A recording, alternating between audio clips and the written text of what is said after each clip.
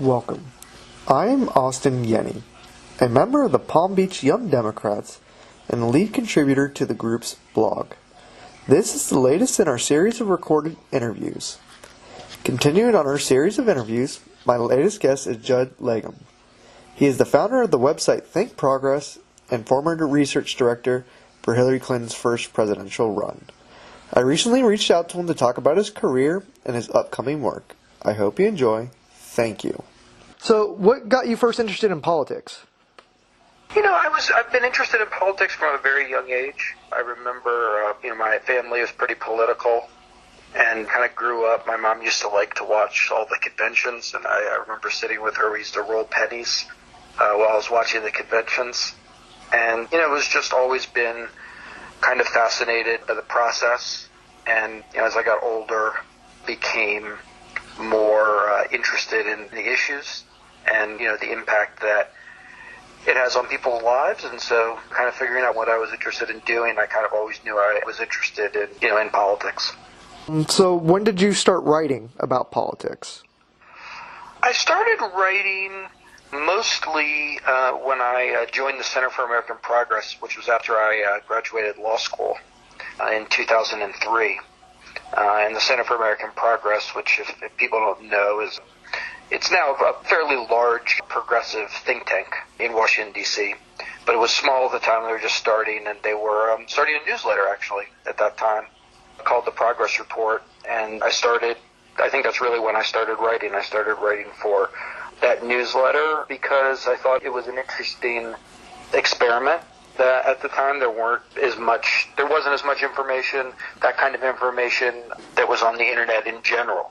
It was before people were really using it for a lot of political speech. There was political information from major outlets, and there were personal blogs, but it was mostly like Live Journal and things like that, where people were just kind of sharing their personal thoughts. But I was interested in this idea of trying to leverage it and use it to distribute political information. So when did you start ThinkProgress? I started in 2005 and was really just kind of became fascinated with blogs. We were doing this newsletter, came out once a day. And I was like, wow, there's these people and they're posting 10 times a day or 15 times a day and, kind of commenting on stuff right as it happens and right when it comes out. And it just was a very dynamic process. So I started reading some of the early blogs, Talking Points Memo, Daily Coast, and most of these at the time, those still exist. There was a bunch of other ones that don't really exist anymore, but most of them were sort of one-person kind of operations and kind of commentary on the day's news. And I thought there was space for something that was a little more professional and kind of more research-oriented as opposed to kind of commentary. So you got involved in Hillary Clinton's 2007 presidential campaign. How did you land that job, and what did you do for her? How did I land that job? Someone contacted me about it. I think they were familiar with my work for ThinkProgess, and then also there were, the Center for American Progress, which is where ThinkProgess is housed, was started by John Podesta, who was Bill Clinton's last chief of staff. So I think it was fairly well known in the Clinton world there. And so I think that's probably how they came to be familiar with me and reached out to me about being the research director, which is what I did. And as a research director, you kind of have two main things that you're responsible for. One is opposition research. So you look into all of your opponents. So, that was Barack Obama and John Edwards, and there are a number of other ones, Joe Biden, and there are a bunch of people at one time. And you look at their records, look at their voting records, look at their things they've said publicly, all sorts of things. And so you do that and try to get kind of a comprehensive knowledge of that, looking for any vulnerabilities, other things that could be useful in the campaign, and then also self-research. So you want to have a really good understanding of what your candidate's record is. So you know how to respond to things, or if people make an accusation, you know how to kind of put that in context. And there's a number of other things you do. It's kind of a big job. I was leading a team of about 20 people. At the time, you also do, we were also responsible for all the media monitoring, so kind of keeping an eye out for what people are saying. And then also I was involved in the debate preparation. There were 26, I believe 26, might be 25, primary debates. And so, kind of helping prepare for that, kind of loading up the candidate with facts, with information, going through the debate prep process. If you hear something that you think is wrong, making sure you flag that so they don't say something that isn't accurate. So there was a lot that got into it. Fact-checking the ads was something we were responsible for, fact-checking all the mail. So, it keeps you pretty busy. Basically work around the clock for, 18 months or so, and then obviously she lost that race. So that's how it ended. But you work pretty hard while it's going on. So after Obama obviously clinched the Democratic nomination over Hillary, you didn't immediately return to ThinkProgress. Why was that? Well, I was interested in some other things. I actually ran for office myself for state delegate in 2010 in Maryland. I'm from Maryland, so I kind of moved back home for a few years. I wanted to give practicing law a try. I had gone to law school, so I, was practicing as an attorney, and I ran for state delegate, and I was successful in getting the Democratic nomination in my district, but did not win. So I have vast experience in losing campaigns, or at least two losing campaigns, but was also a good experience.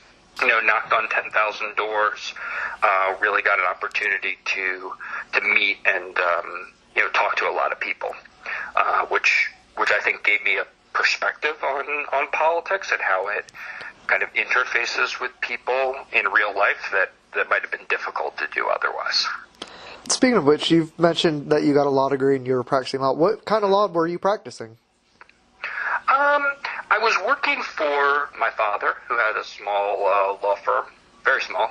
It was just me and my father, one other attorney in Annapolis. And so we did a variety of work, mostly litigation. I did quite a bit of criminal defense work, and then also civil work too, like on the plaintiff side.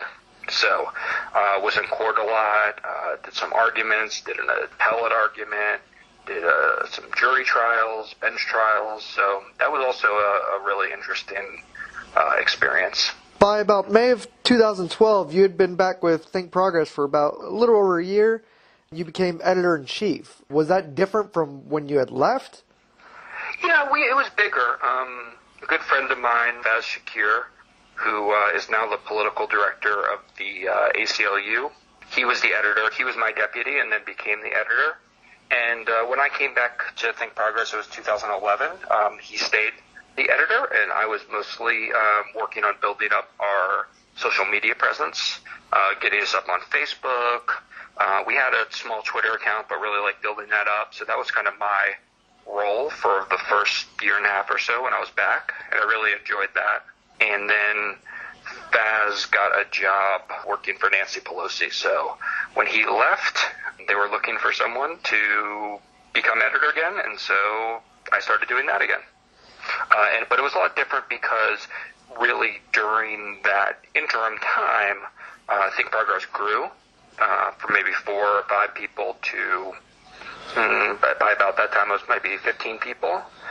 And we started doing more, being less of just a blog with research and really doing more reporting, getting out into the field, going to Iowa, talking to candidates, doing our own investigative reporting. So it really grown and expanded, and there were a lot of new challenges. Speaking of investigative reporting, back in June of last year, you exclusively reported how TMZ quietly became Trump's outlet. How did you come across that story? It was something that I kind of noticed. I'm kind of a very avid consumer of news of all types, so I read a lot of stuff. So it was something I noticed, and I think the way I stumbled across it was that I was tweeting about it. And somebody who had previously worked there reached out to me, and I started talking to them, and they put me in touch with other people, and then I just kept on talking to more and more people to just get a sense of what was going on. And by the time I talked to all those people, I realized, wow, this is really interesting, and I don't think many people really know about it. So that's kind of how that came together.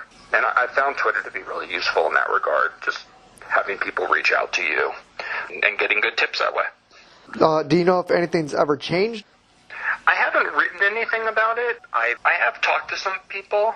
I do think that Harvey Levin, who's the head over there, has soured on Trump a little bit subsequently, so I don't think they've been quite as friendly in recent months, but I don't know if it was been like a sea change either. But I'm not entirely sure. I think if I had a better sense, I would write about it, but I haven't quite gotten a really good sense of how much things have changed.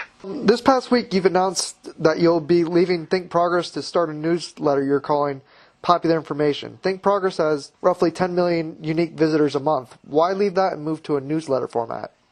Well, I like building things. Built ThinkProgess. I find that process interesting and rewarding.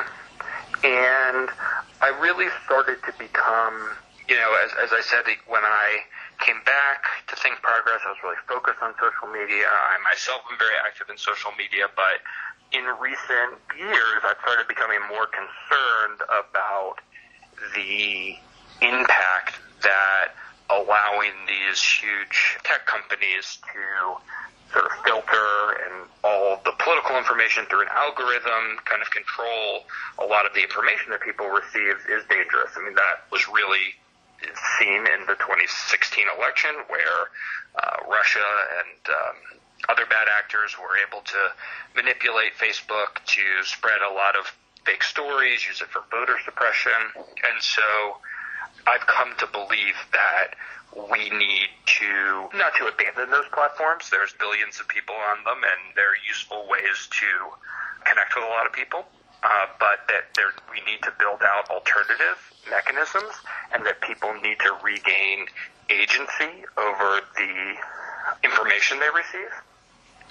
And in order to do that, someone needs to build those structures and to create the alternatives. And so I just decided, hey, if not me, who's going to do it? So I think I'm going to give it a shot. To follow up on that for a second, so why wouldn't you just build a newsletter out of ThinkProgess?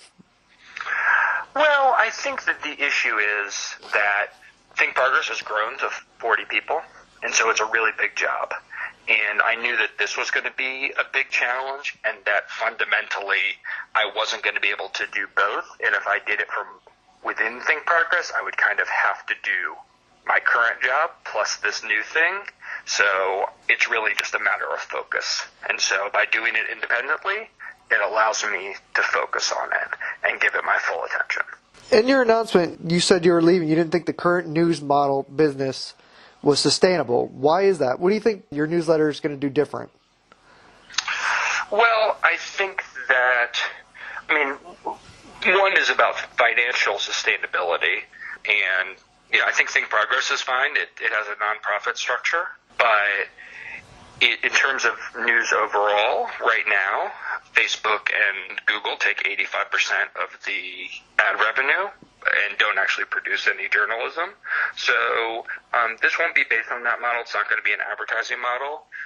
It's going to be totally free for a couple of months. And then it'll continue to be free for anyone who wants it to be free, but for people who want to get all of the editions, all of the issues, it's going to be a small monthly fee. I'm not sure how many, but just a few dollars. And that's how I'm going to try to build it. I'm also working on developing a mechanism so that I could continue to offer all of it for free to students or other people who might not be able to afford it. So I want to try to get broad distribution, but to try to set it at a price that, hopefully most people who are interested can afford, and then provide it to free for other folks. When you start going into a paid format, you said that there's going to both be information for the paid subscription, and then there will still be free stuff. Will there be exclusives that only people will get behind the paywall per se, or? Yeah, I mean, it's going to come out 4 days a week, so I'm not sure exactly how I'm going to build it up, but there'll be at least 1 day a week that it will be free, and then the other days will be for the paid folks. So there will be stuff that's just for paid subscribers. But again, also, I want to try to offer essentially, I don't know if you want to consider them scholarships, but other ways in which folks, particularly thinking about students, just to be able to get it for free, because I know that, students generally don't have income. With this newsletter, is it just going to be you exclusively writing and reporting in it, or will others be joining you? For right now, it's just going to be me, and I plan on keeping it that way indefinitely. I think I'm not ruling out sometime in the future, if it ends up being successful, to bring on other folks. I'm obviously going to be reaching out and talking to a lot of people to inform the newsletter, but yeah, mostly just me. How long have you been thinking about doing a newsletter? I don't know. It's something that I've probably been kind of kicking around my head maybe since last year. I started there's some successful newsletters that have followed this model in other areas. There's one on China that is very successful. There's one that kind of does analysis of like the tech world that's pretty successful. So I started noticing those and thinking about it. But, it hasn't been so long that I really, decided that I'm going to do it. Just a few months. And when is this coming out? When do you plan on sending out your first issue? Monday, July 23rd, so next Monday. Do you officially end working for ThinkProgess? Well, I've ended my role as editor-in-chief. I'm staying on as kind of a part-time consultant and, just helping them with some things with the transition, helping them find the next editor-in-chief, and just doing anything I can to help on a part-time basis. So I'm still associated with them, but just not as editor-in-chief. Will you still be doing reporting for them, or is it all your reporting going to be solely focused on your newsletter? Yeah, my writing and reporting is going to be for the newsletter. I'm really just a strategic advisor to ThinkProgress at this point.